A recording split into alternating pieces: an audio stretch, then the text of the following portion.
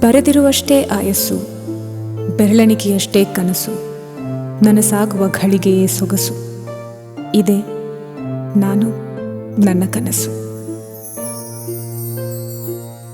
ಹೆತ್ತವರಿಗೊಂದು ಪತ್ರ ಬರೆಯುವ ಆಸೆ, ವಿಳಾಸಕ್ಕೆ ತಲುಪಿಸುವ ಓಲೆಕಾರನು ಯಾರು? ಅಡಗಿರುವ ಮಾತುಗಳ ಹಾಡಾಗಿಸುವ ಆಸೆ, ಸ್ವರ ಹಾಕಿ ಗುನುಗಿಸುವ ಗಾಯಕನು ಯಾರು?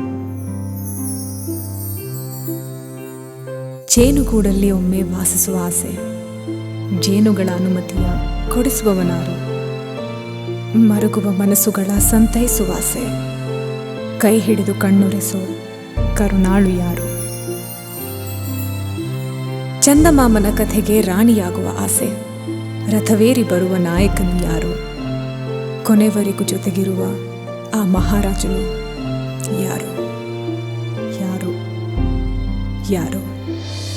ಯಾವ ಮನುಷ್ಯ ತಾನೇ ತನ್ನ ಸಾವನ್ನ ನ್ಯಾಯ ಅಂತ ಒಪ್ಕೋತಾನಪ್ಪ?